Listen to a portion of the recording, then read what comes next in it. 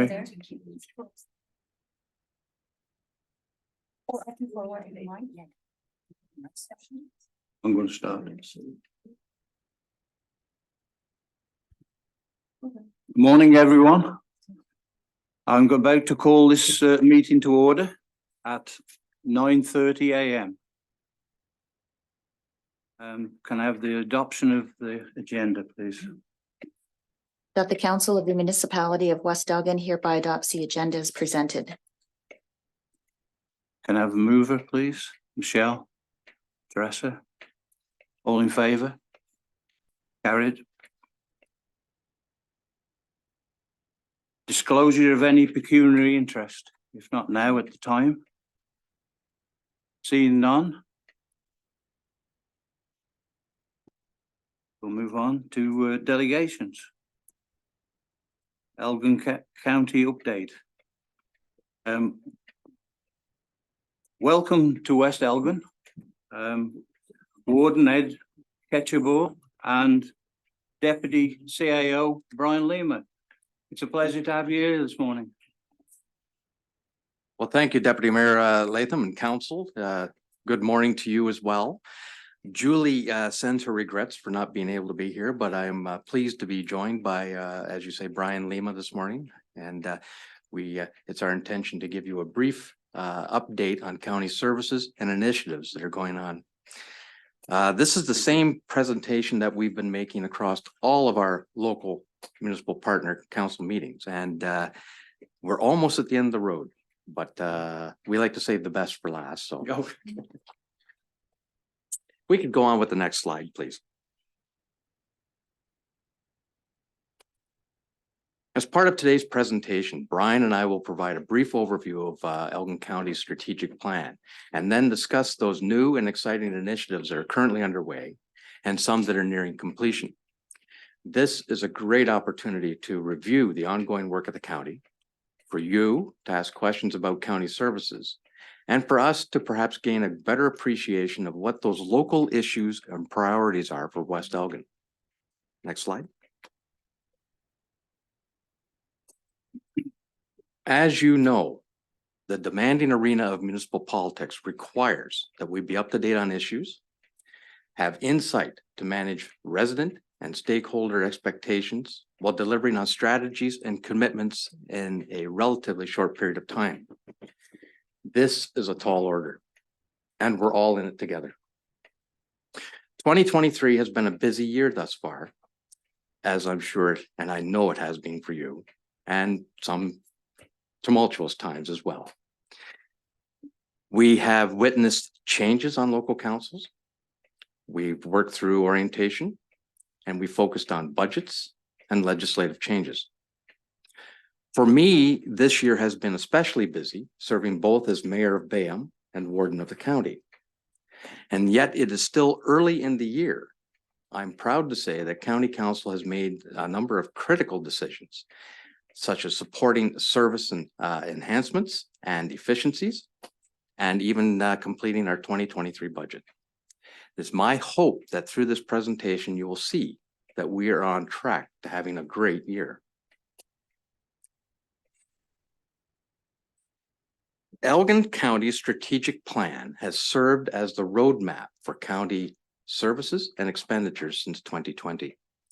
Our most recent plan was due to end in 2022. However, council has determined that this current plan is still relevant and it continues to guide our work and until council will revise that plan later this fall.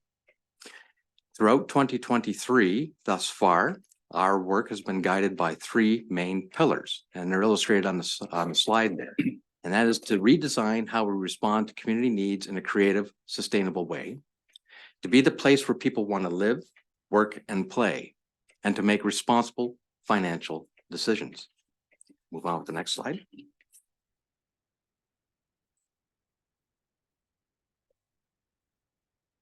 So what's new and exciting? There's a lot going on, and it has been quite difficult to shrink this presentation down into a manageable size. Suffice it to say that we will endeavor to hit on the highlights today. Go on to the next slide. As warden, it is my privilege to represent Elgin County amid 15 other county shall we say, heads of council on the Western Ontario Wardens Caucus. Now, the Western Ontario Wardens Caucus is a not-for-profit organization representing 15 upper and single-tier municipalities across the southwestern Ontario, with a population of roughly 1.5 million people.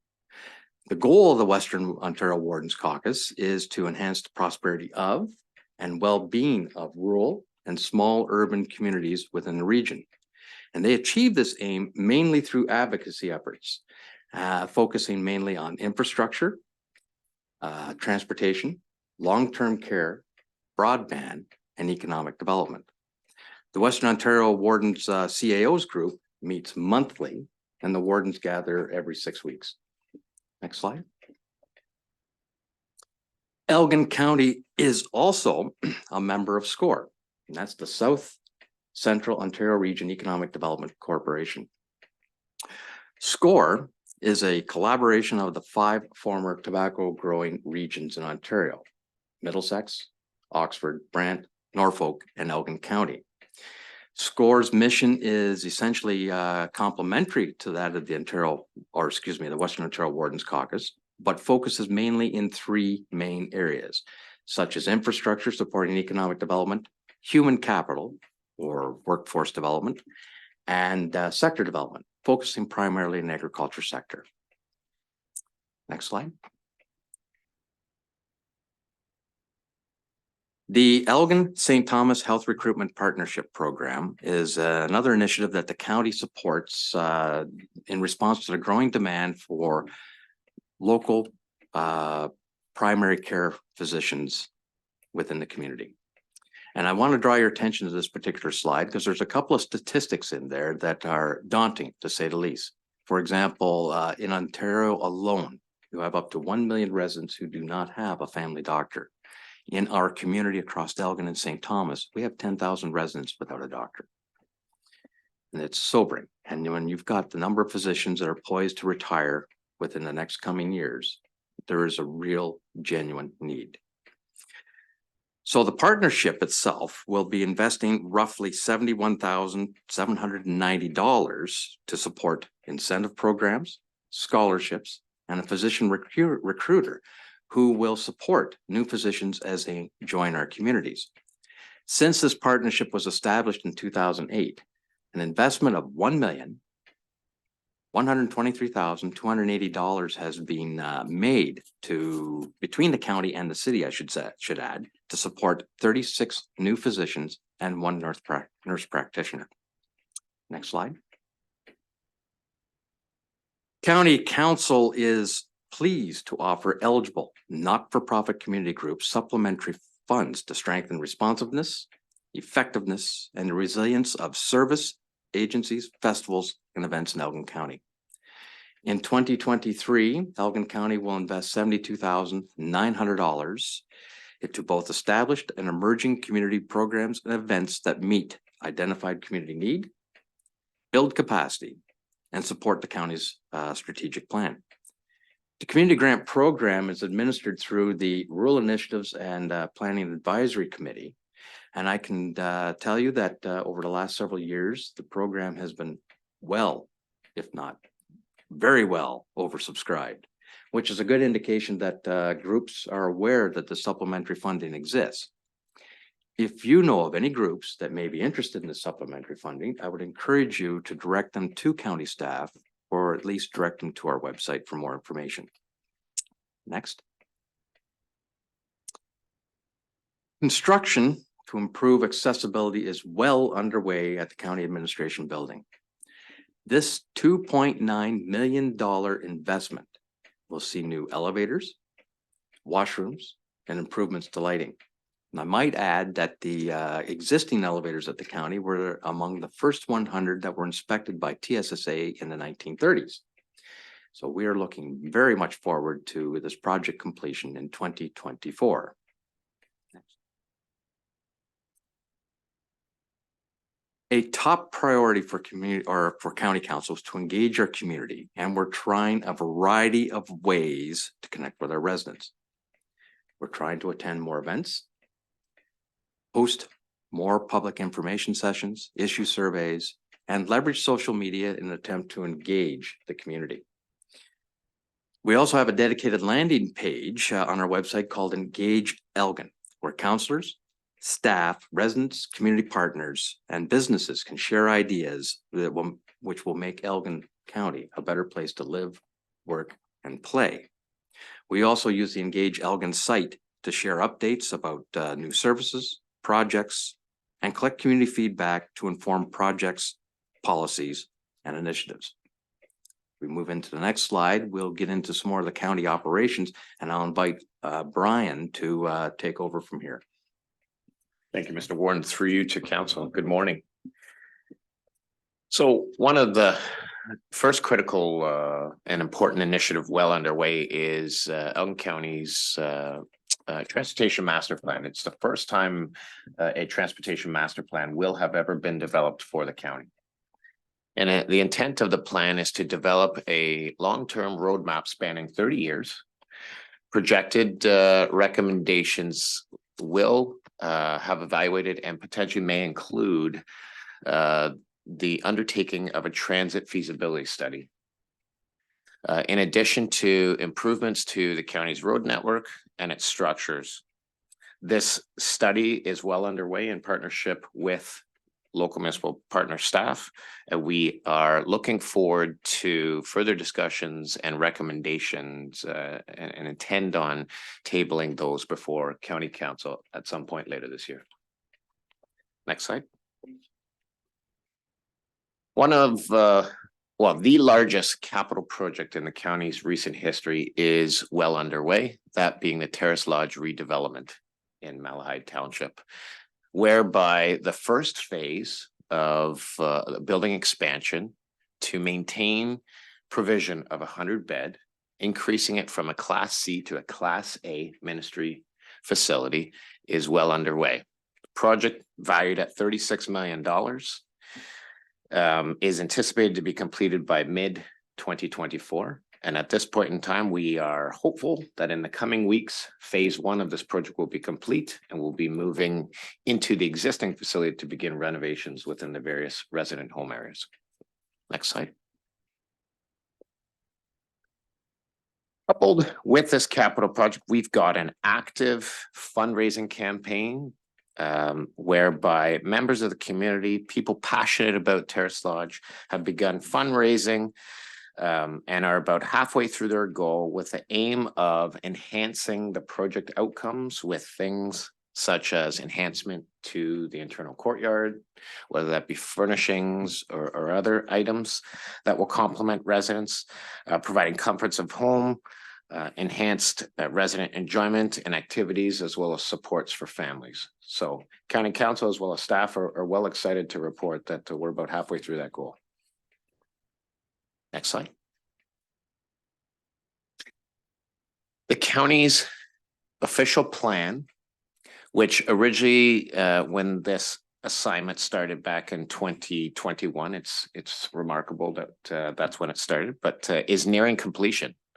And instead of a 5-year review, the county has prepared a draft new official plan for which has been recently circulated to our various stakeholders and will soon begin a roadshow offering public information centers and thus offering the opportunity for residents throughout our community to be able to offer feedback into our new official plan.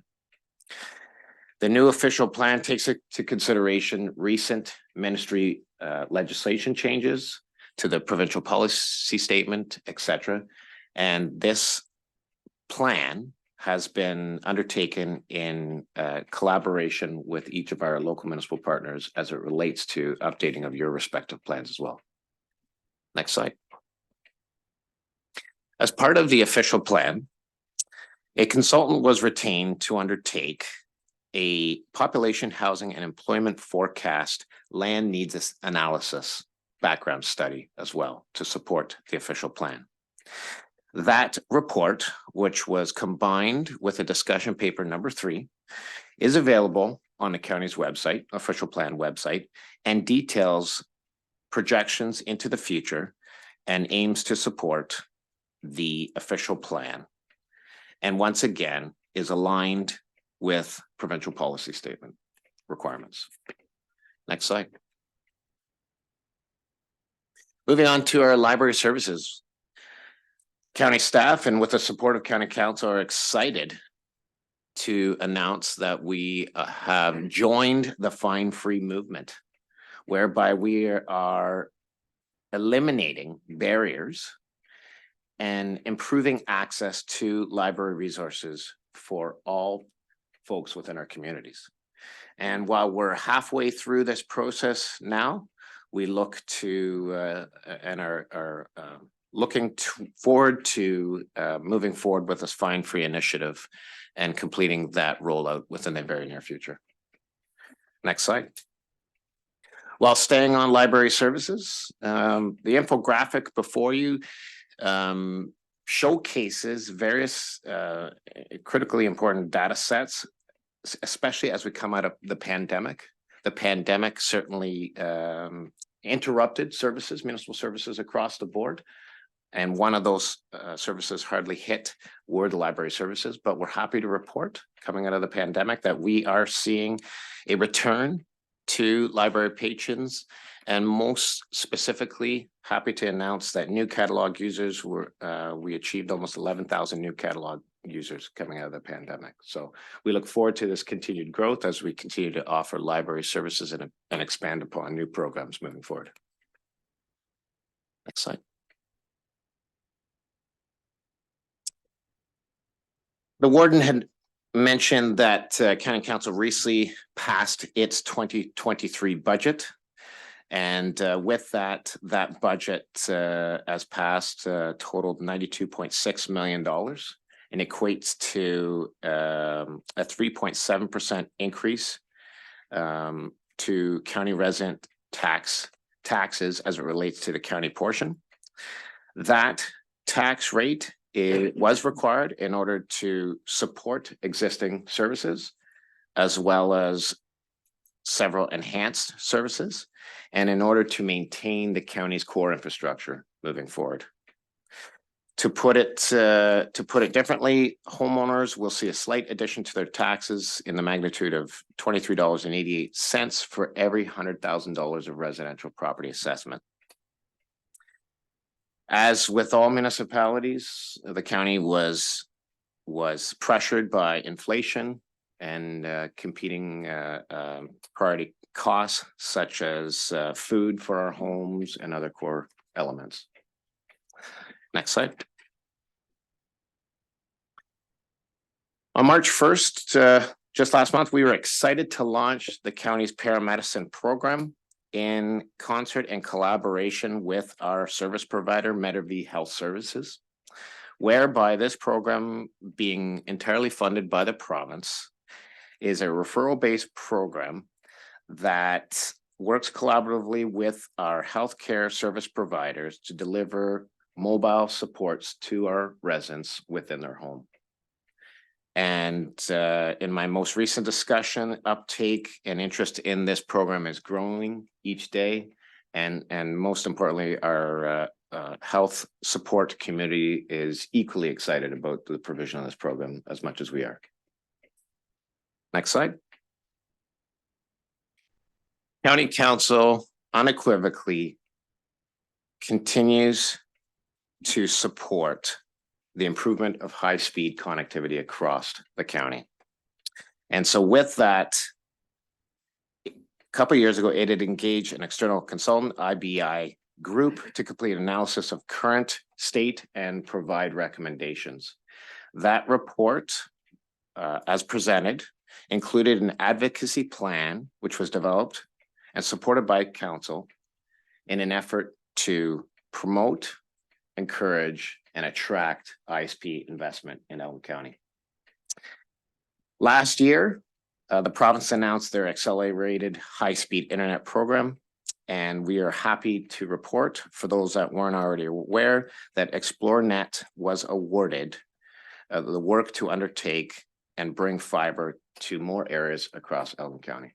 So in the coming future, we look forward to working with ExploreNet and rolling out and supporting them in that infrastructure development. Next slide. Switching gears with respect to economic development and tourism. For those perhaps that haven't seen our new visitors guide, we'd encourage you to check it out. That new visitors guide undertook a complete rebranding, which focuses in on and working more collaboratively with each of our local businesses and various attractions.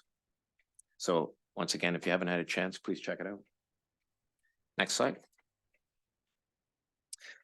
Sticking with the theme of economic development, business retention and expansion is one of the core elements of our business and something for which we aim to continue to focus on. Elgin County will soon announce a new business enterprise facilitator who will be joining our team. And that individual's aim is to visit with local businesses, touch base with them to understand what their needs are, and continue to support them and promote their businesses across the county and beyond. And so with that, that effort of building relationship, we will also be collecting data to support and promote the program and hopefully expand the program as we move forward. Next slide. So for those that aren't aware, Elgin County once again has identified within its 2023 budget $80,000 earmarked towards our community improvement plan, also called Elgin Incentives. This program provides important support to our local businesses in the areas of facilitating and coordinating improvement. Perhaps there's business facade building improvements, projects or initiatives that local businesses may be interested in. New to the program this year, as compared to the program in past, is with the endorsement of County Council, we now have 2 application intakes as opposed to 4. And so with the budget recently approved, the spring intake will begin in the very near future. So we would encourage members of council to remind any businesses within your community that this program is available, and please put forth your applications for consideration. Next slide. We're happy also to announce that Elgin County's new Savor Elgin guide is now available. New with respect to this guide, firstly, we're happy to announce that we received a grant whereby this guide was fully funded by senior levels of government. And secondly, this guide for the first time was prepared in collaboration and cooperation with the City of St. Thomas. So this guide now showcases select restaurant businesses also within the City of St. Thomas. And we look forward to that partnership moving forward. Next slide. So last year, the county's economic development and tourism team prepared for each of our local municipal partners what we referred to as a welcome home campaign. And so we were really excited to work collaboratively with your staff on the development of the West Elgin video.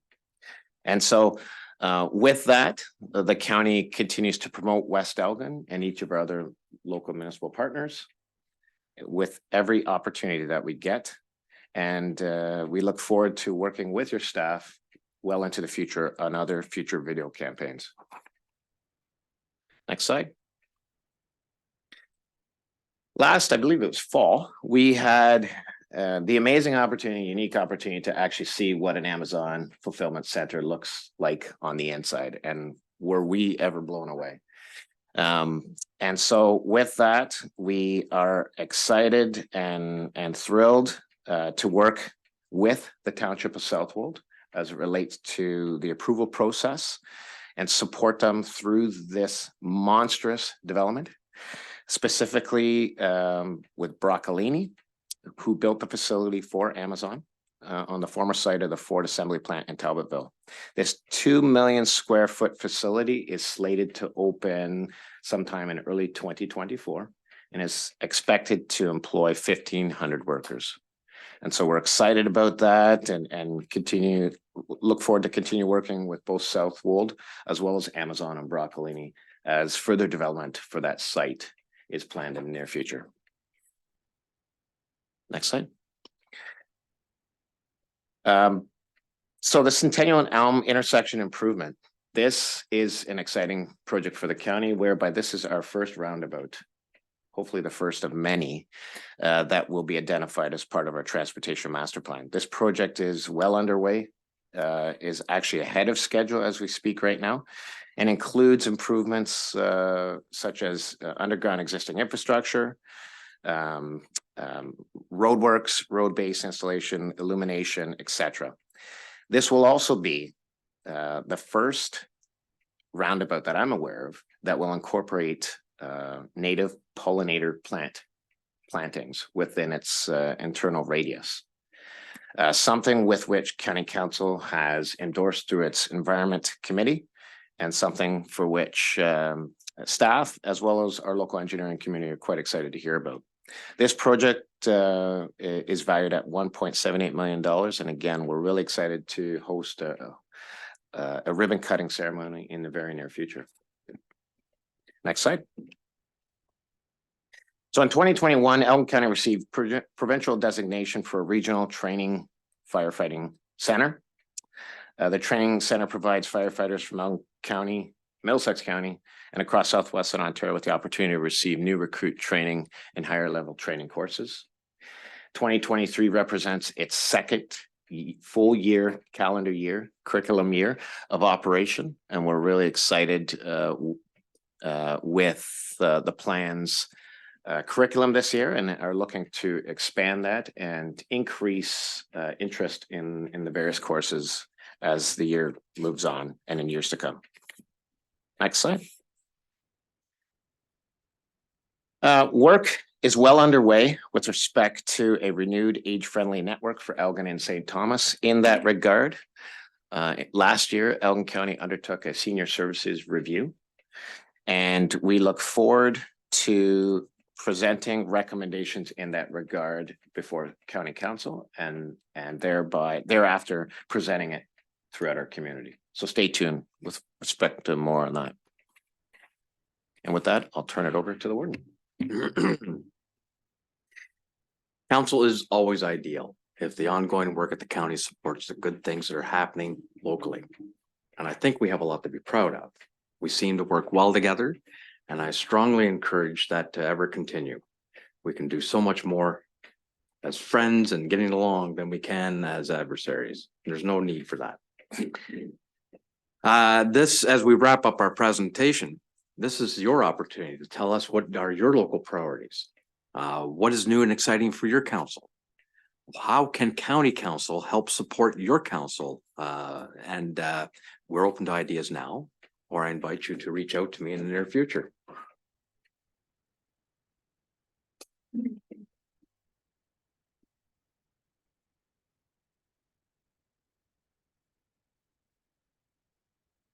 Yeah, so thank you very much. Well, I've got one more slide, oh, but carry on. we can do this now, or if No. you want, I can carry on. Just carry on, we'll come back. All right, we'll come back to it then. So in conclusion, then I would like to thank you again for allowing us time on your agenda. We'd be happy to answer any of your questions. And I know you've got a lot on your plate to deal with today. So if you don't want to ask any questions now, it's an open door policy with me. Call me or reach out at any time with any questions or even any ideas of what we might be able to do better working collaboratively together. With that, I turn it back to you, Deputy Mayor, and again, we'll entertain any questions you may have. Well, thank you very much. And you wasn't kidding when you said there was a lot on, because that's unbelievable. And I'm really excited about Terrace Lodge. That's quite the project. And with that, I'm going to go to council and see what questions. Bill, would you like to go on? Through the chair, Warden Ketchabah and Mr. Lima, thank you so very much for being here this morning and sharing your presentation. One quick question, as you're aware, last year, the new street reconstruction on Fernville Road and Rodney was completed. Looks great, and we thank you for that. So I was just curious if the county had established any sort of timeline for that work to be done in West Lorne. That sounds like a good operations question. That's a great question for you, Councillor Dennings. I don't have the capital plan in front of me, but I know we've identified improvements in West Lorne within our capital program, our 10-year program. So I'm happy to circle back to you with that exact answer. Teresa? Through the chair, thanks once again for coming out all the way to West Elgin. Everyone always thinks it's so far, it's not. And my question was your transportation study. So when you're looking at that, are you looking at transportation just within the main cores of Central Elgin? Or are you looking at seeing if people have ideas of having transportation right across Elgin County? Yeah, through you, Mr. Deputy Warden. Certainly, we are looking at all modes of transportation across the entire county. So we've been working very closely with your staff, as well as other local municipality staff, to better understand your local needs, so as to dovetail recommendations and potential solutions moving forward that could be deployed, whether it be within your community alone or across the county. Michelle? No, okay. Oh, any more questions? With that, I thank you very much for your presentation. Very interesting. I'm sure you'll have more questions to come. Mr. Deputy Mayor, as I had indicated, we always are interested in furthering discussions, and should something come up at any time, I have an open door policy. My phone number's posted. Get a hold of me. I'd be happy to have a chat. We appreciate that a lot. Thank you very much. And with that, we're going to take a 5-minute break right now. There you go. Perfect.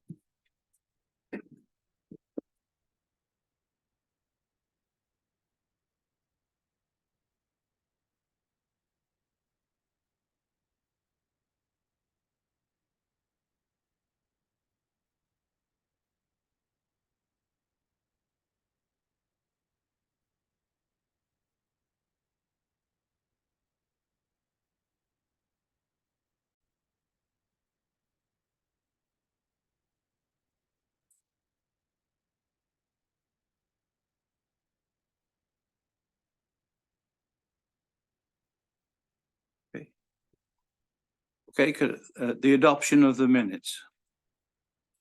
That the minutes of the April 13th, 2023 meeting of council be adopted as circulated and printed. Mover, please. Michelle? Bill seconded. All in favour? It's carried. Any business arising from the minutes? Seeing none. The consent agenda. That's and go to 7.1 monthly staff reports, 7.2 communications from other municipalities, 7.3 procurement items within the budget, 7.4 other items, 7.5 Elgin County highlights, April 11th, 2023. That the council of the municipality of West Elgin Council hereby receive and file the consent agenda of April 27th, 2023. Mover, please. Bill. Seconder. Teresa. All in favour? It's carried. So we go to 8.1 planning. Minor development agreement, recommendation report. Robert, are you present?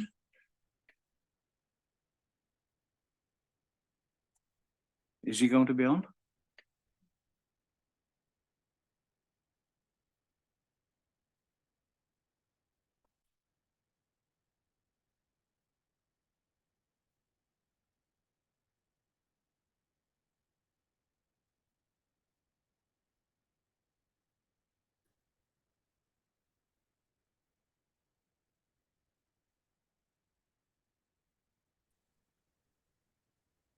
I'm here. Can you hear me? Yes, welcome, Robert. We can hear you. I can't Okay. see you. That I don't think I'm a panelist is why, but as long as you can hear me. yes, if that's the way we have to do it. Thank you. Carry on, please. Thank you, Mr. Deputy Mayor. Good morning, council. This is not a common request that we get out in rural areas quite often. Folks have an older farmhouse that they want to continue living in, but have decided to replace the existing house on the property. The challenge that this presents for the municipality is making sure that once the new house is constructed, that the existing dwelling that's on the site is removed in order to ensure that zoning remains in compliance. In this particular instance, the property at 24665 Pioneer Line, there is an existing dwelling located on the property that the applicant would like to remove and actually move a new home from another location onto the site. In consultation with our chief building official, it was recommended that there needed to be a formal arrangement between the applicant and the municipality in order to safeguard that we wouldn't have two houses on the lot, or we wouldn't have one permanent house and one remaining on beams or propped up in the air for an indefinite period of time. I've dealt with this in a couple other municipalities, and in the past, usually what this was essentially a note to the building permit that once the new house was constructed, the older ones came down. Unfortunately, we've all heard the term, it only takes one person to ruin it for everybody. Municipalities started running into problems where houses weren't being properly removed in a timely fashion, and as such had to go down the route of preparing formal arrangements. In this particular instance, it would be an agreement between municipality West Elgin and the property owner that outlines the time frame, and also requires that a security deposit be obtained prior to the permit being issued on the property. That deposit is primarily serves two purposes. One, to make sure that the house is removed in a timely fashion once the new house has been properly sited on the property. And also that if that does not occur, the municipality has the resources to go in, and this is included in the wording of the agreement, to go in and remove the other home. That $10,000 would cover any removal costs if the municipality had to undertake actions that the applicant was not. So unless there's questions of that, I'll pass it back to the clerk for the recommendation. Okay, thank you very much. Is there any questions from council? Seeing none, could I have the recommendations, please? That the council of the municipality of West Elgin hereby receives the report from Robert Brown Planner regarding approval of a minor development agreement for property located at 24665 Pioneer Line. Recommendation report 2023-018.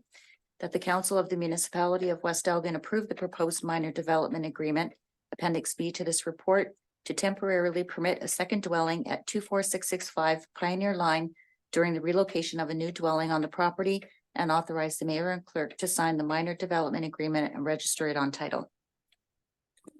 Can I have a mover for that, please? Bill, seconded by Michelle. All in favour? It's carried. Thank you, Robert. Welcome. Good day. Okay, we move on to 8.2.1. Sam Smith. Welcome, Sam. We'll go to Rodney Wastewater Treatment Plant. Annual report, if you would, please.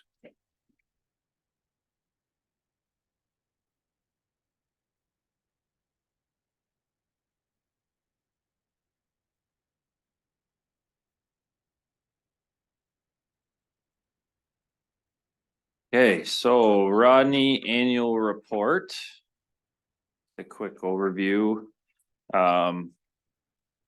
We operated under compliance. There was no compliance issues in 2022. Sorry, just gotta scroll down here.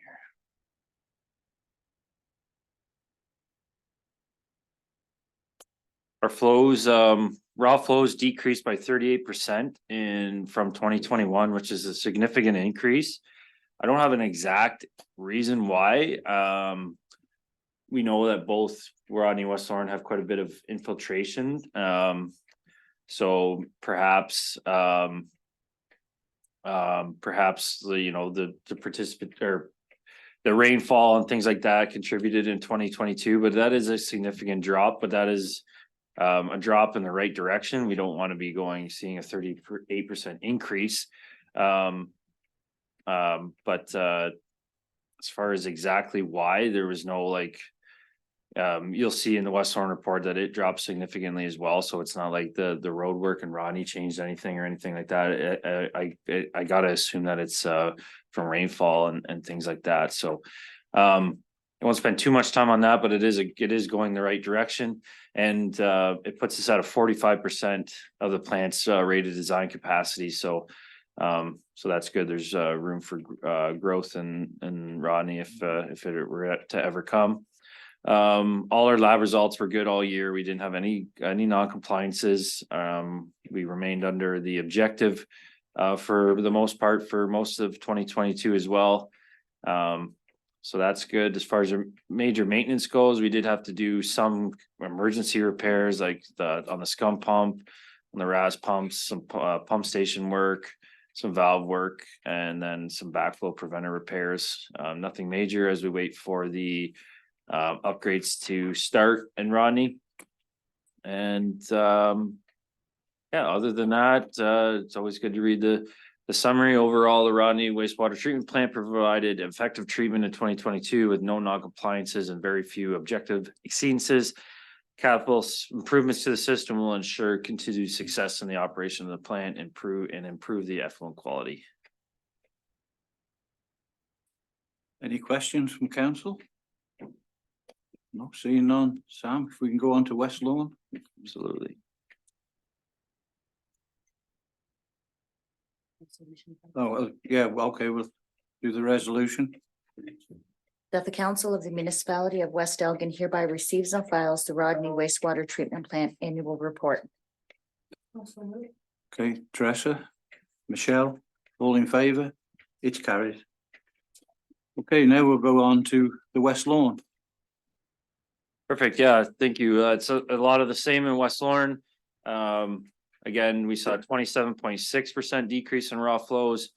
Again, no major infrastructure changes or anything like that. So the assumption can be made that it was the rainfall contributed to that decrease. Puts us at 46% of the rated design capacity, which is a nice number to be at. Lots of room for growth. No non-compliances. All our lab data was good all year. Everything was working well. What else do we got here? We have major maintenance. So I scroll down.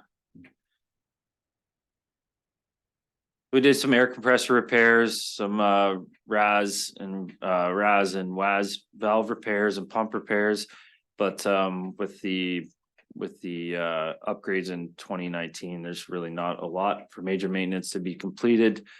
And again, for the final summary, overall, the West Lauren treatment plant provided effective treatment in 2022 with no exceedances within the effluent limits.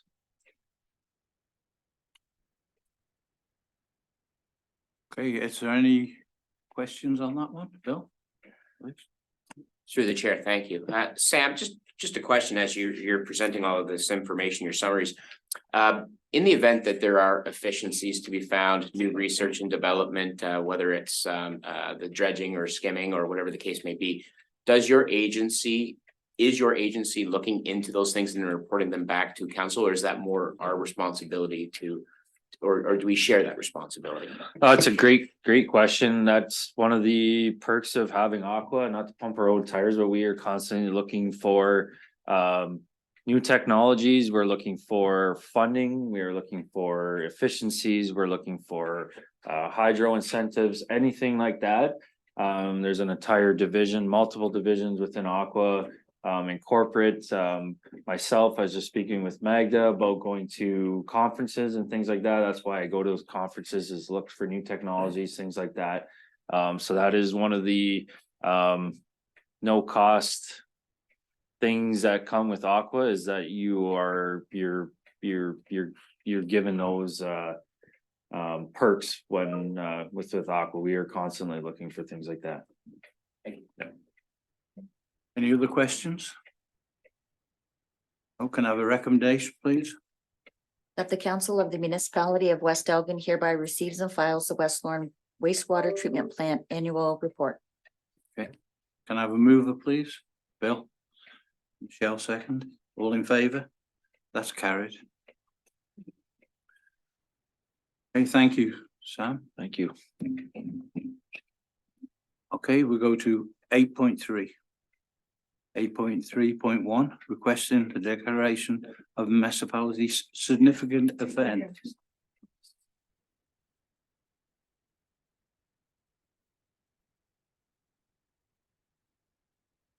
Okay, Just to summarize this report, Ryan and Jessica Statham of Brandywine Incorporated are seeking approval from the AGCO for a special occasion permit for a proposed farmers market.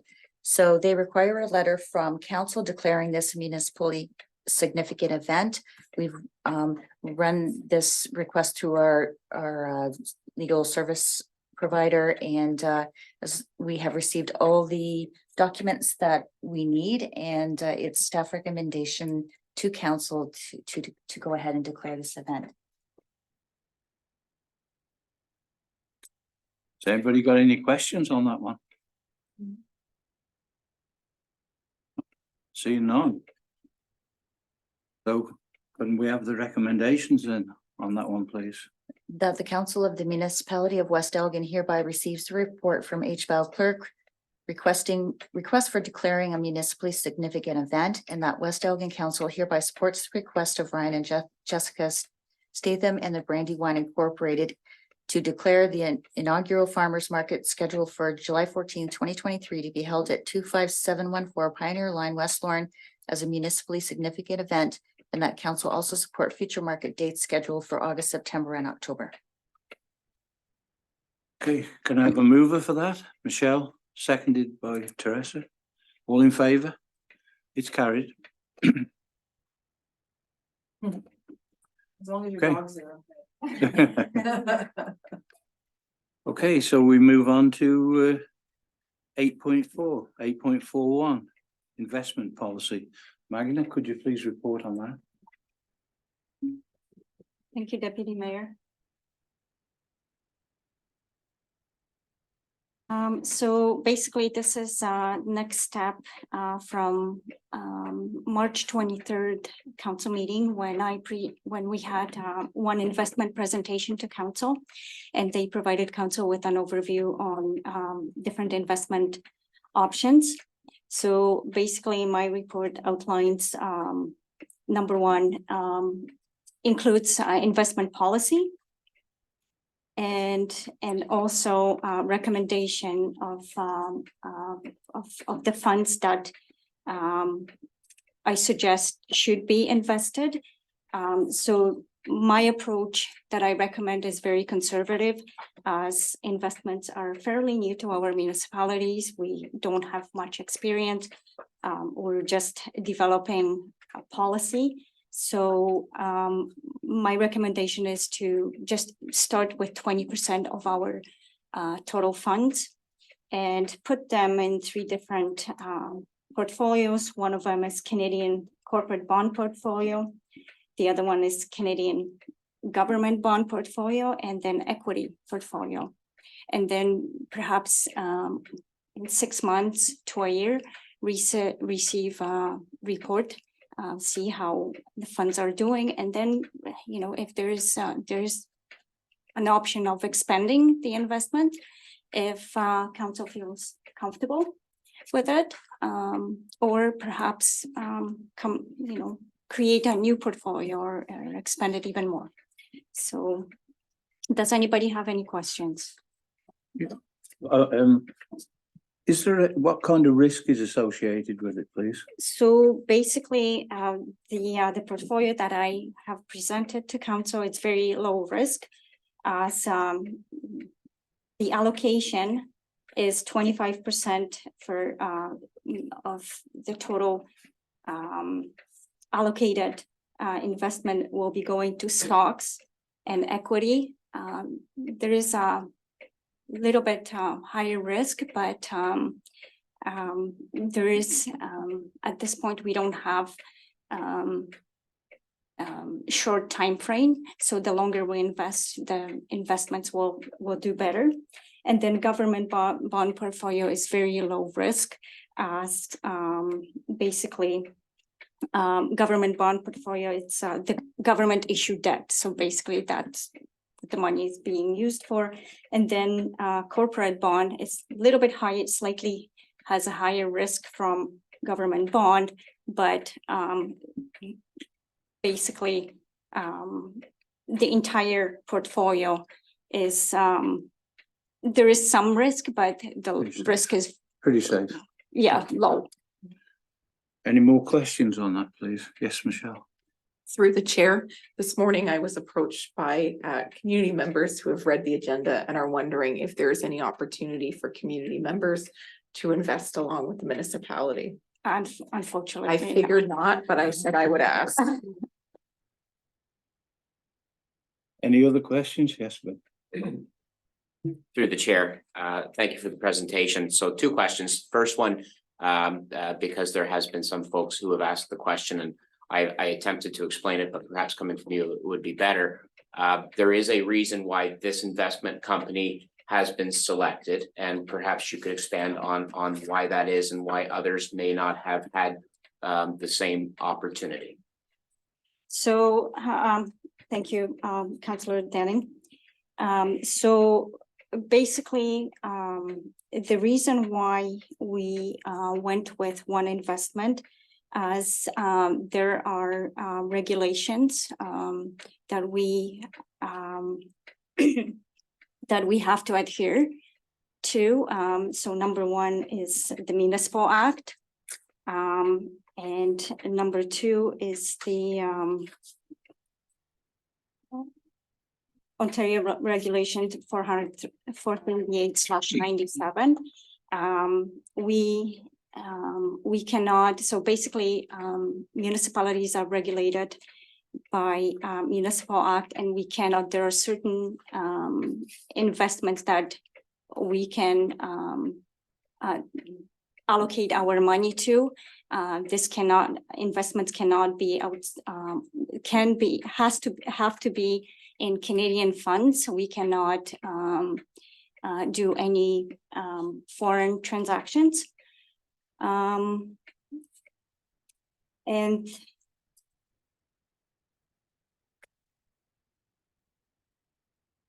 find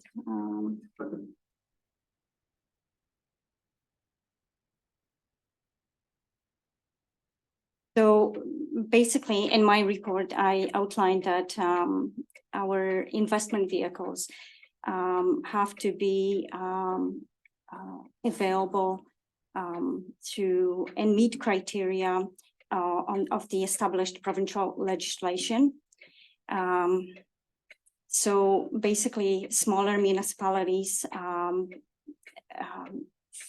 and this one investment program is ideal for smaller municipalities to invest funds with professional investment entity without the need for significant investment knowledge and ability within the municipality staff complement. So that's why basically we're going with that particular firm, as they have knowledge and expertise and they work with small municipalities, and you know, they are aware of municipal act and regulations that pertain to any investment initiatives.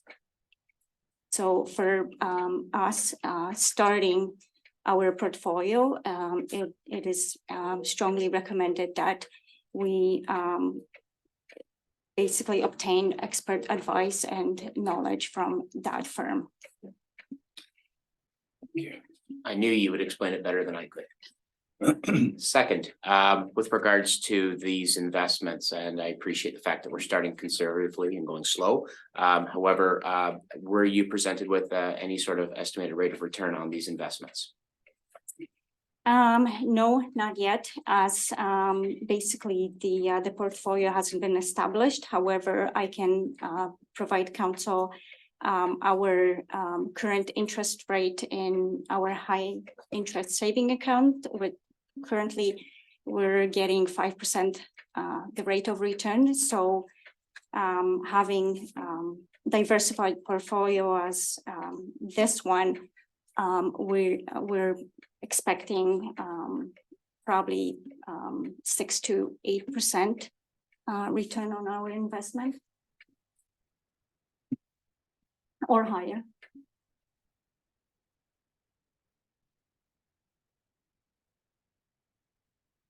Over the long term, yes. Yeah. There will be another report to council once the portfolio is established. There will be report to council with specific information and estimated rate of return. Thank you. Further questions? Just not to belabor the point, but will we have the opportunity to see those quotes on those rates of returns before making a decision whether to invest or not? I know that you'll be able to, it's hard to predict the market. So I'm not sure if the firm rate of return can be presented to council. I know that average rate of return can be estimated, but to provide you with firm answer, this is how much you're gonna earn. I don't think it's possible. Through the chair, through their presentation, what I gathered, it was the duration of time and it would go up and down. So I think it'd be really hard for us to predict our rate of return, That's correct. right? And Because we have to timeline leave it hasn't for- been determined as well Yeah. for the 20% that we're planning on allocating. So there's so many different variables that affect our rate of return. But once that information is established, I can before we move on with the and provide our firm go ahead, I can bring another report to council with recommendations. Okay. One more. Yes, please. I appreciate that. And so it would be safe to say that staff would make these investments only in the event that it continues to be a safe, conservative investment and that the rate of return would be higher than what we are getting in our high interest bank account. Absolutely. Yeah. Any further questions? Can I have the recommendation, please? That the Council of the Municipality of West Elgin hereby receives the report from M. Badura, CAO Treasurer. Investment policy be received and that the investment policy be approved as presented. And that the CAO Treasurer be authorized to invest funds from time to time as deemed appropriate and as directed within the investment policy. Are you okay with that recommendation? Okay. You move that, okay? Second with Michelle. All in favour? That's carried. Okay, we move on to 8.4.2, fill in the vacancy of the office of the mayor. Report. Magna, please, if you could carry on this. Through the chair, so this is just a quick summary of what has happened since vacancy of the mayor's seat has been declared, and that happened on March 23rd. In my report, I provided council with two options as we have to move on with the filling the mayor's seat process, as we're on a short timeline that is coming to an end and fast approaching us, which is 60 days. So basically, option one is that West Elgin Council hereby directs the clerk to prepare, record, and by election bylaw to be presented at the next council meeting. So option one is to run by election. Option two is appointment procedure for filling council vacancy. So basically, at this meeting, it is very important that the council make that decision. As it was noted in my report on March 23rd, brief discussion with council took place in closed session. And basically, minutes of that discussion are disclosed to the public in my report in Appendix C. So now, there's also, so basically, to elaborate more on with appointment process.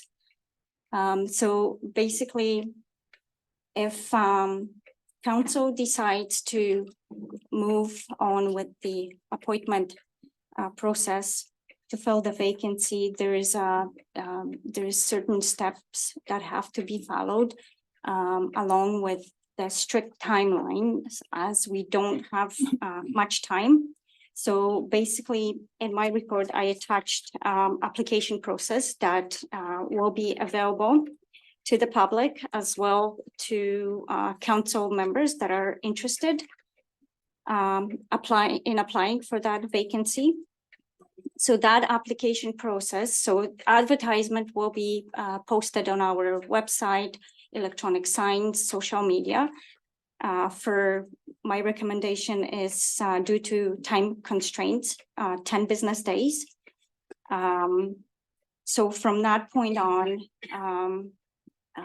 members of public will be able to submit their application with deadline of May 12th at 2 p.m. From that point on,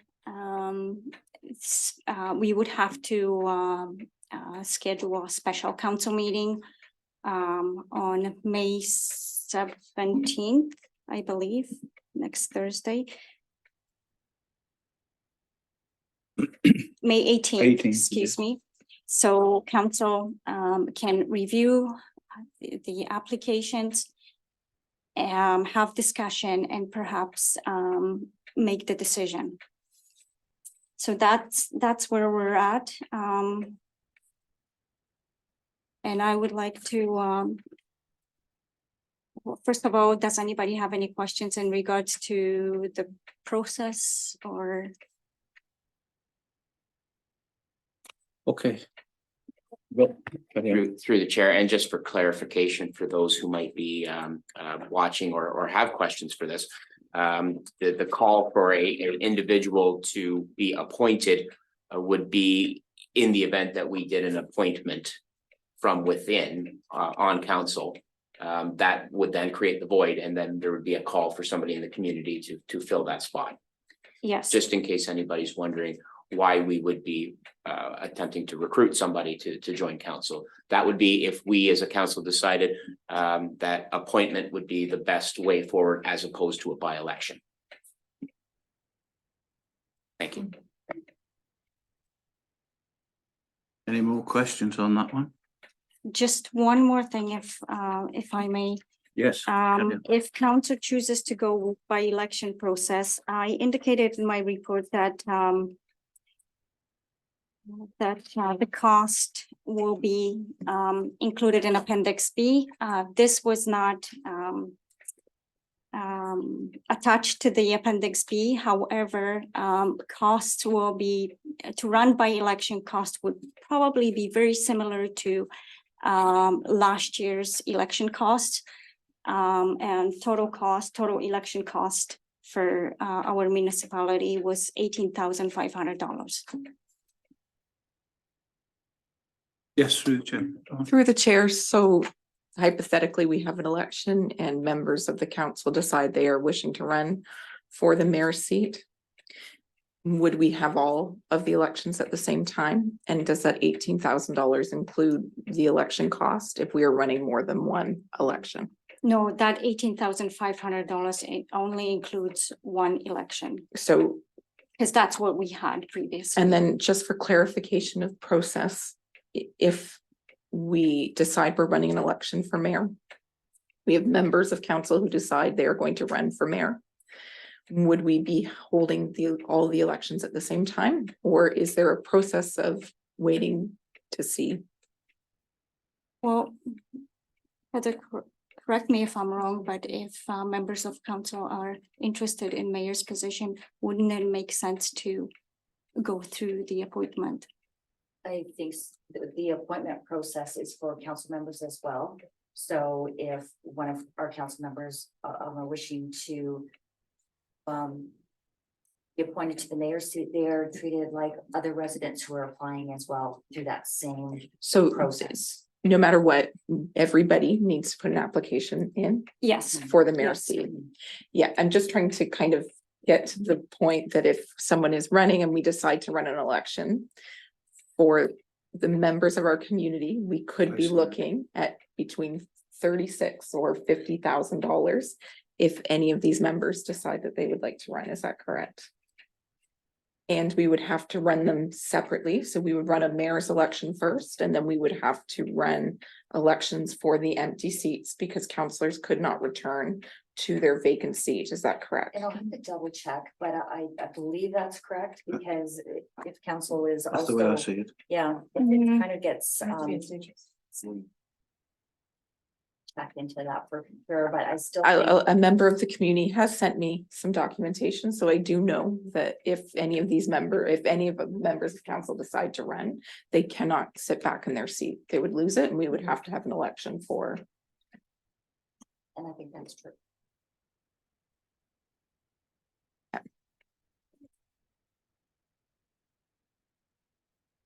Okay, any more questions on that?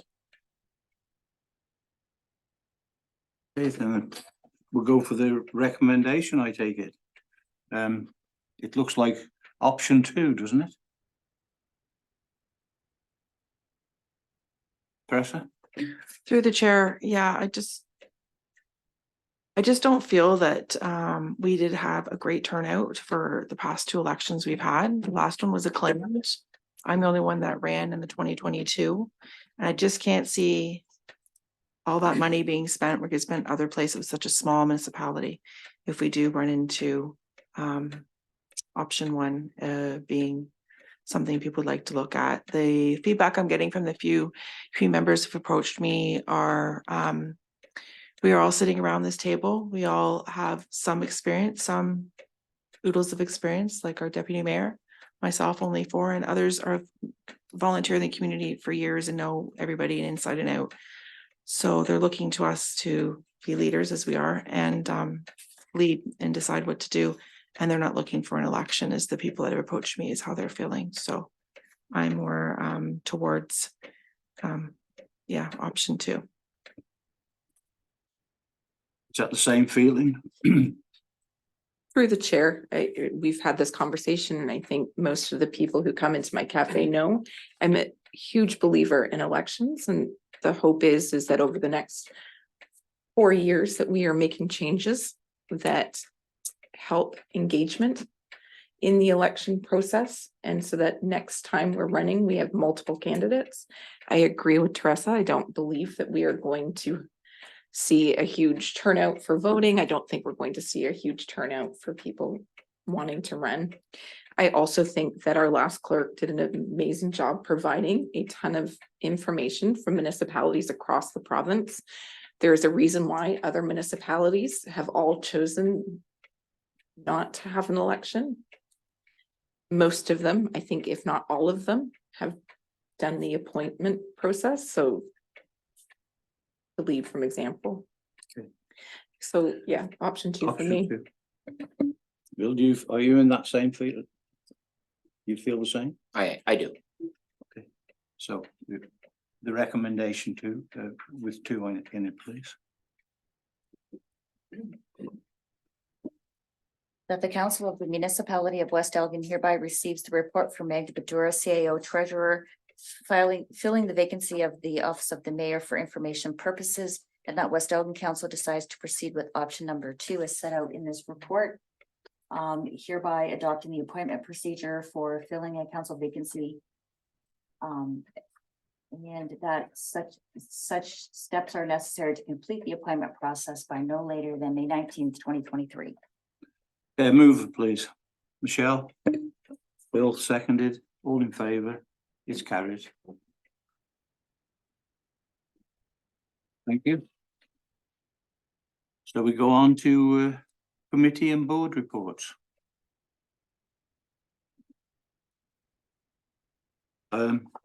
Michelle? I just have one from the Fair Board. Everybody is working incredibly hard, and as of today, I think we've had our most successful fundraising campaign to date. So I think the Fair Board is super excited about what we're going to present this fall.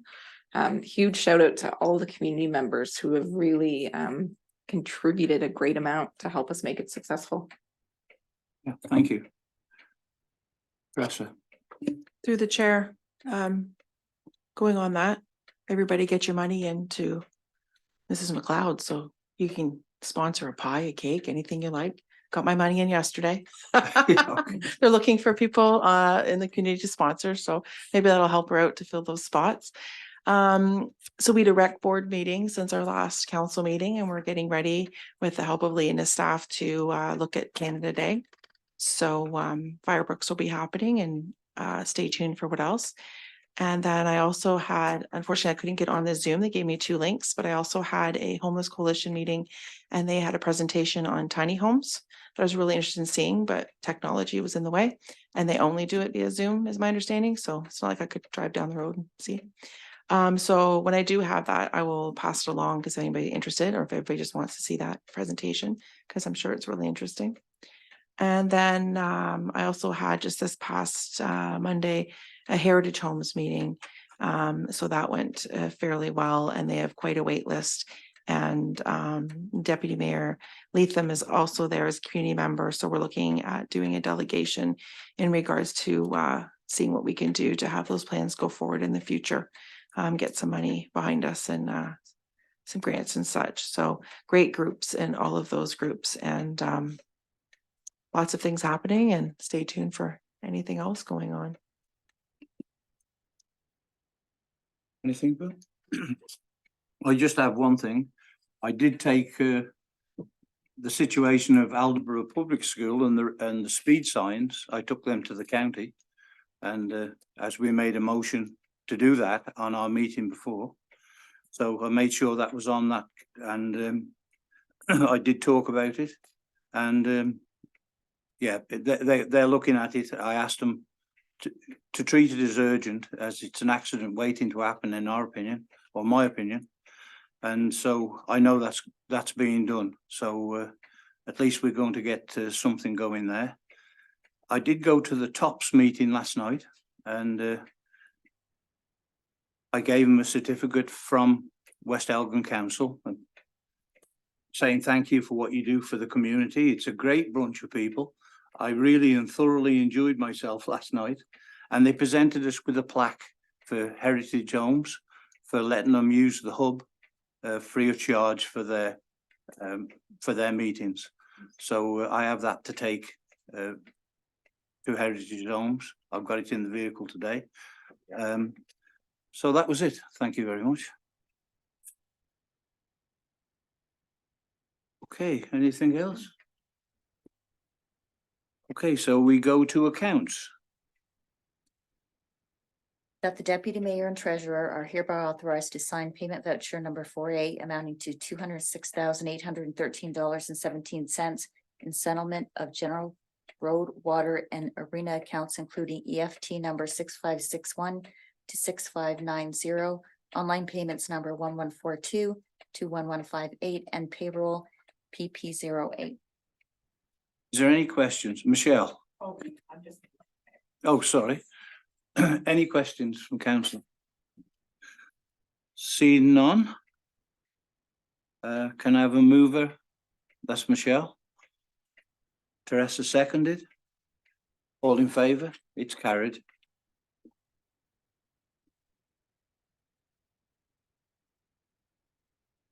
(11.1). Flag request on Town Hall. Can I, does anybody want to speak on that one? Has anybody got? Yes, please. Through Teresa. the chair, for the request for the monies part, where would that come from, or what does that look like if we were hoping to help them out with that? So that request can be supported by council grants. That's what I thought. I was just wondering. Thank you. And the total we were looking at is $100, is that correct? It's hard to say, but typically the cost of flag is between $150 to $200. That's I don't know, and then mounting equipment, not sure, up to, I would say up to $500. Was the what was the request? Go on, Bill. Through the chair, I believe the letter suggested that there were some donors that were participating in this, and that really the request was more, is there a willingness from council to allow a new flag to be placed on the building? Okay, is that the way it was If turned? we bring up the letter, perhaps. I have it here. There are two flag pole brackets on the building. Perhaps we could use these to hang the flags. We'd order Canadian Ukrainian flags, priced out the cost of the flag poles, and then she goes on with the size. It's approximately $100. And they have someone that they can order it through, that they can get that deal. And did they ask us to pay for them? We would appreciate if council would give permission to replace these flags and consider covering the cost. If the cost cannot be considered, our group is willing to pay for the flags and poles.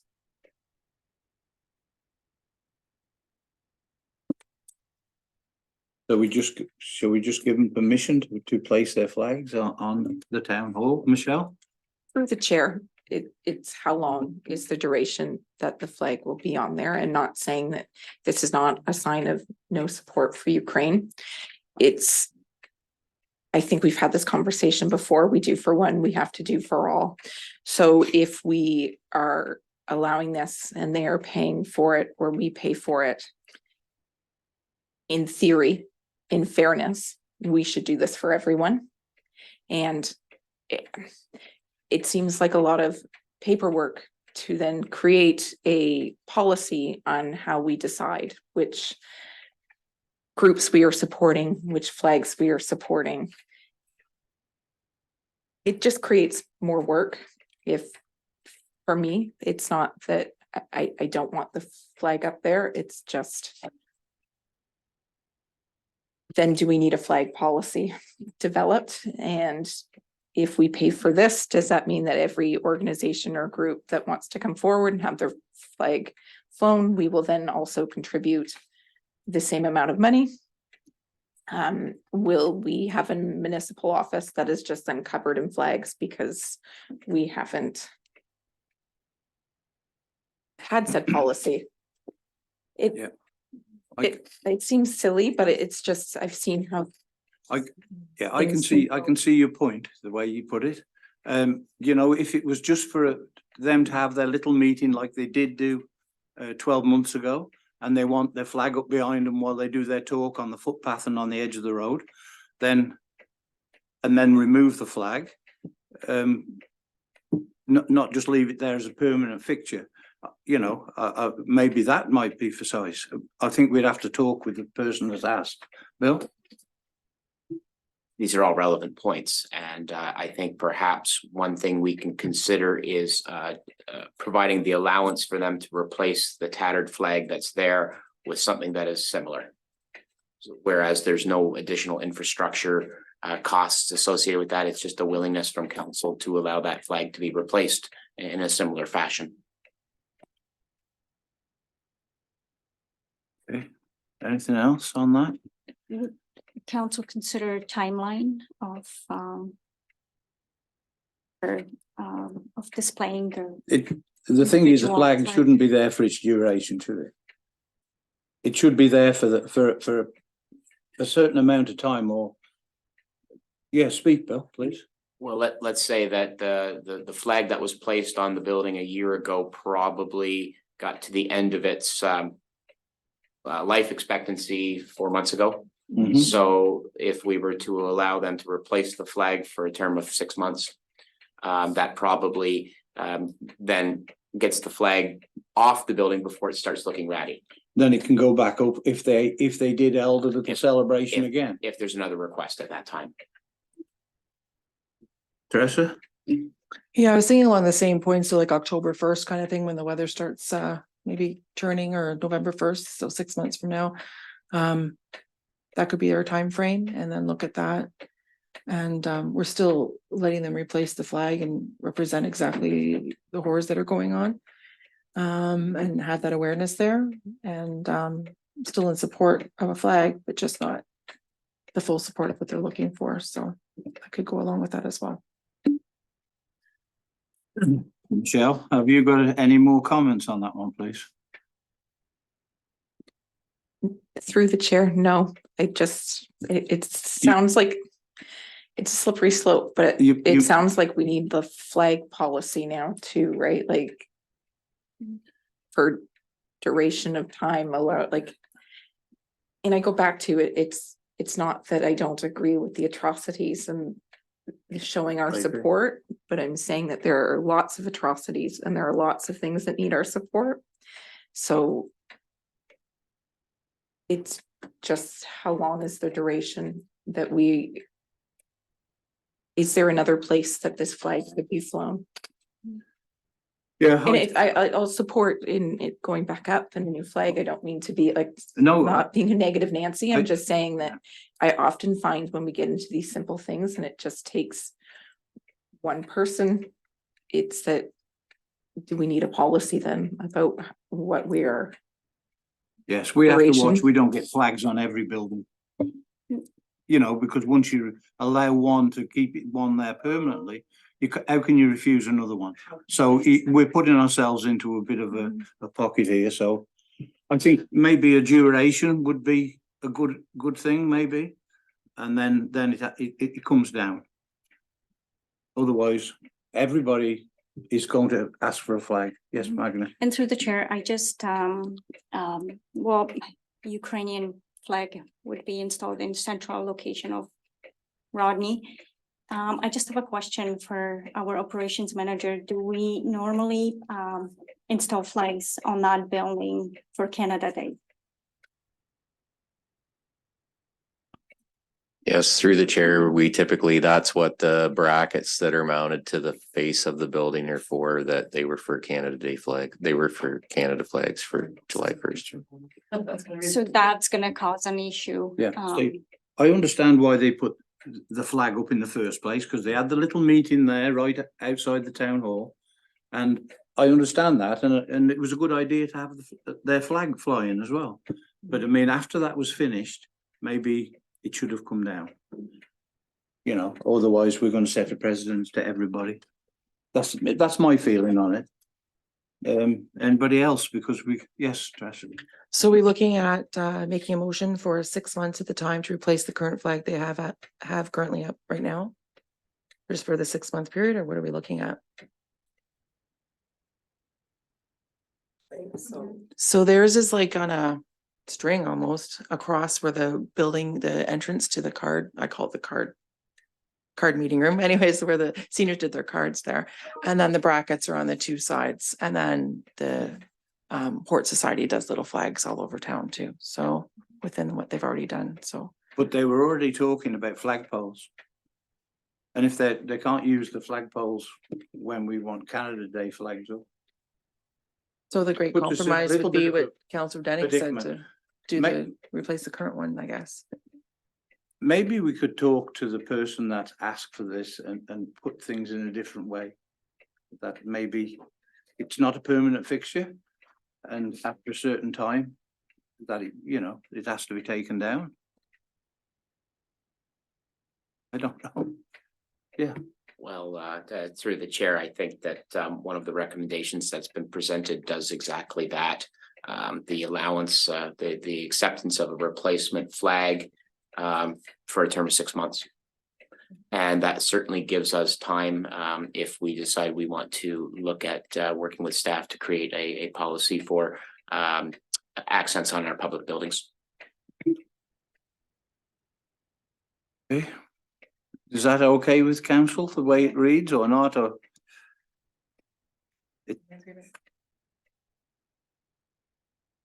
We just don't want flags everywhere. Through the chair, I would like to just, I'll clarify where I'm coming from so that people can understand. I managed a public building and allowed a specific group to come in public building and put up a sign. Yeah. We then got an unsavory neo-Nazi group who asked if they could also hang their sign. And because it was a public building and it was a politically motivated group, it was very difficult to deal with that. So we had to have a policy that nothing was hung because it became arbitrary in my decision as to why we were to hang things. And so all I'm saying is that a policy where something needs to be in place, because if we let one, it becomes very hard as a public organization with public buildings to be the arbiters of what can go up on our building is all I'm trying to just. So why don't we come back at another meeting and make that policy? Yes. And then we all had a chance to think about it and we go from there.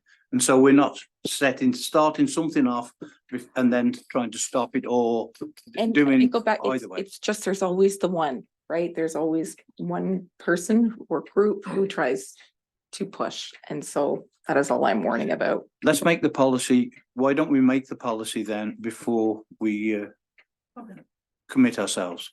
Okay, Tress, please. It's just super timely because I was going to do understatements. I was going to ask about a flag in front of the arena. So the one I had asked for last year that was approved, I was going to ask again. So I'll do that at that time, but it's just timely that we're talking about this. So this one isn't for June until June that I'm looking for. So how about then we look at this and make a policy or look at it again at the next meeting to make a decision what we're going to do. Go on, Bill. Through the chair. So I think that that's fine. I think that the can of worms has now been opened. And as absolutely appropriate it is to hang a flag in support of the Ukrainian conflict, it has exposed perhaps a possible vulnerability to our municipality, and now is the time to look at making sure that we are not exposing ourselves to risk. And we can certainly ask staff to let the folks know who made this request that we are now looking into a policy with regards to items that would be adorned on public buildings, and we will get back to them once that policy has been created and approved. Madam Clerk, what do you think of that? Could we make a recommendation that we bring this back? Certainly, it's going to be a really busy, hectic next couple of weeks, so I would request maybe not. Yeah, well, as long as it's on the agenda at some time to come back. Yep, so. Yes, please, if you could do that. The Council of the Municipality of West Elgin direct staff to prepare a draft flag policy and that council discuss this request at a future meeting. Is everyone okay with that? Can I have a mover then for that one? Michelle? Bill? All in favour? It's carried. Thank you.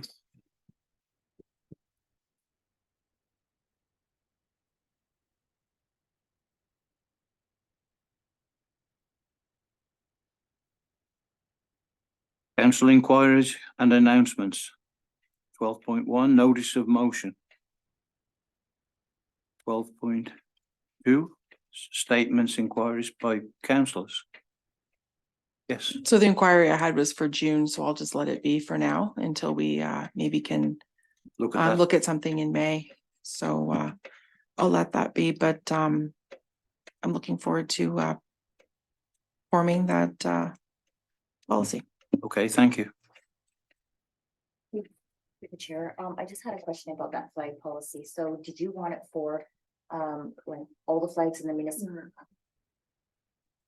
The flag policy, I just wanted to go back to that. So do you want that for all your flag poles in all different kind of situations, as far as if someone from staff passes, council passes? We already have We that do one? have You that do have that? municipal flag policy. We do have one in place. So perhaps this is just gonna be an addition to our existing policy. Yeah, we can maybe incorporate that in there. In the past, we've hung in front of the arena. I remember you and I attended Autism Awareness Month, and I think it was senior elder abuse maybe was another one, and a pride. Autism. Yeah, autism, and a progressive pride flag was hung last year and different things. That's already in place in our policy. Yes. Okay, because mine was asking about June 1st, if we could bring that progressive flag back up, put it up just for the month, because I believe in our policy, it's for the month of observance of whatever the cause, or I guess cause is the word, but whatever the awareness month is. It looks like that's taken care of. So. Okay, so we're okay. We can move on from that. You just added. So Councillor Tilly, are you going to respond back to them, or do you want that they can move forward, because it's something that's happened in the past, right? For that aggressive flag awareness. So what happened was the West Elgin Community Health Center puts up a flag, but then last year I'd made a request that we put one up. So we decided previous council decided to put it at the arena, because we felt it would be supporting even the youth as they go up and downtown, up to town and back again for school and such, and they'd see that we're been inclusive council and being inclusive. So that was what I was putting forward to see if we could do that again this year. That was always allowed under the old It policy. was. Yes, So, okay. And I believe it was for the month of June, but correct me if I'm wrong. Through the chair, our municipal flag policy allows for a flag to be flown for a period of 1 week or for the duration of the event, whichever is the lesser of the two. So that flag would be up for 1 week. okay, thank you. Thank you. Okay, I think we've sorted that out. Okay, so we've had a mover and seconder for what we suggested in the first place. So we're going to go on to 13.1. Bylaw 2023-29 municipal investment policy. That bylaw number 2023-29 being a bylaw to adopt the policy AD-3.5 municipal investment policy be read a first, second, and third and final time. Mover, please. Presser. Bill, seconded. All in favour? It's carried. 13.2. Bylaw 2023-30 tax ratio bylaw. That bylaw 2023-30 being a bylaw to set the transition ratios and to levy taxes for the year 2023 be read a first, second, and third and final time. Mover, please. Michelle. Bill, seconded. All in favour? It's carried. And 13.3, bylaw 2023-31 adopt 2023 budget. That bylaw 2023-31 being a bylaw to adopt the 2023 operating and capital budgets for the municipality of West Elgin be read a first, second, and third and final time. Mover, please. Presser. Seconded by Michelle. All in favour? It's carried.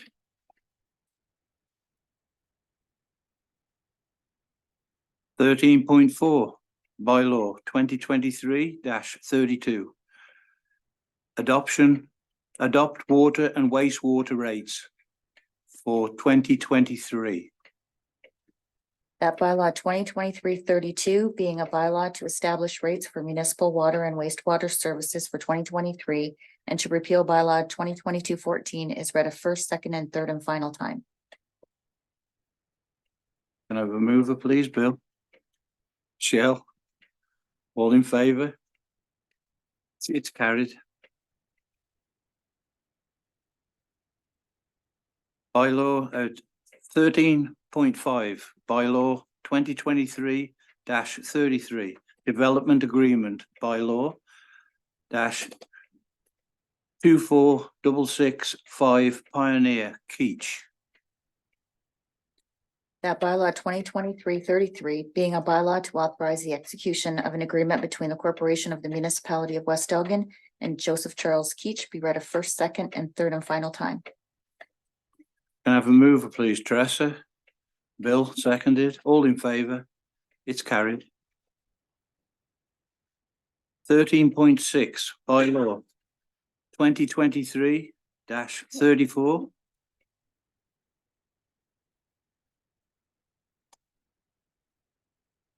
Pardon?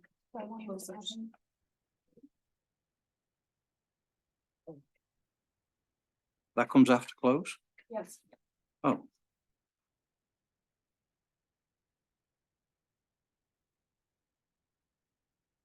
Okay, then. So we are now going to move into a closed session, but can you say what you have to say, Madam Clerk, please? I'd just like to mention that the recording of this meeting will end after the next resolution, and the council chamber doors will be closed for the closed session, but will reopen for council's rise and report resolution, the confirming bylaw resolution, and the adjournment resolution for any residents that wish to attend the council chambers. Could I have the recommendation, please? That the council of the municipality of West Elgin hereby proceeds into a session of meeting that shall be closed to the public at 11:12 a.m. in accordance with section 239(2) of the Municipal Act SO 2001, chapter 25 for discussion of the following matters. 1, labor relations or employee negotiations, section 239(2)D of the Municipal Act regarding public works employees. Number 2, labor relations or employee negotiations, section 239(2)D of the Municipal Act with all department employees. Number 3, labor relations or employee negotiations, section 239(2)D of the Municipal Act, administrative employee. Can I have a mover for that, please? Teresa? Seconder? Bill? All in favour? It's carried. Thank you. So, shut the recording off.